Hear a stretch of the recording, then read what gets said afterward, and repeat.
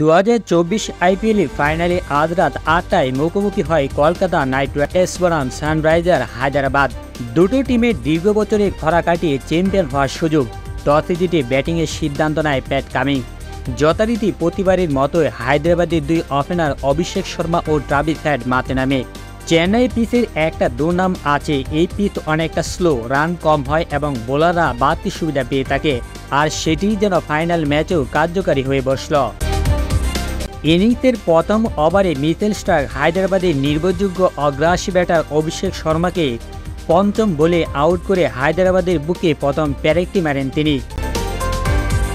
অভিষেক শর্মা 5 বলে 2 রান করে প্যাভিলিয়নে ফিরে যায়। ওয়ান ডাউনে রাহুল ত্রিপাঠী ট্রাভিস হেডের সাথে ইনিংস লম্বা করার চেষ্টা করে, কিন্তু সেটা হতে দেননি কলকাতার উদীয়মান পেসার বৈভব অরোরা। তার প্রথম ও ইনিংসের দ্বিতীয়তম ওভারের শেষ বলে মারাত্মক সুইং ঘূর্ণিতে উইকেট কিপারের হাতে ক্যাচ দিয়ে 1 বলে 0 রানে আউট হন ট্রাভিস হেড। 2 ওভারের মধ্যে ওপেনার জুটি হারিয়ে অনেকটা দিশেহারা হয়ে যায় হায়দ্রাবাদ, আর সেই দিশা যেন হায়দ্রাবাদের কাল হয়ে দাঁড়ায়। কোনো ব্যাটার কলকাতা নাইট রাইডার্সের বোলারদের সামনে দাঁড়াতেই পারেনি।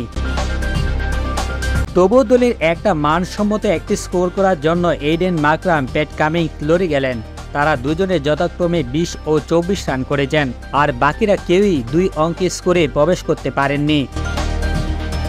দলীয় 113 রানে অল আউট হয়ে যায় অরেঞ্জ বাহিনী। কলকাতা নাইট রাইডার্সের হয়ে দারুণ বোলিং করা মিচেল স্টার্ক ও হার্ষিত রানা 2টি করে উইকেট নেন এবং আন্দ্রে রাসেল 3টি করে উইকেট নেন। হায়দ্রাবাদের 114 রানের সহজ লক্ষ্যে ব্যাট করতে নামে কলকাতা নাইট রাইডার্সের ওপেনাররা। সুনীল নারায়ণ প্রথম বলে ছক্কা হাঁকিয়ে নিজের দ্বিতীয় বলে আউট হয়ে ফিরে গেলেও গুরবাজ ও বেন্তাগাস আয়া দলের কোনো ঝুঁকি অবস্থা হতে দেননি। গুরবাজ 32 বলে 39, অপরদিকে বেনকাতাস আয়া 23 বলে 52 রানে ভর করে 9 বল থাকতেই বিজয় নিয়ে গড়ে ফেরে নাইটরা।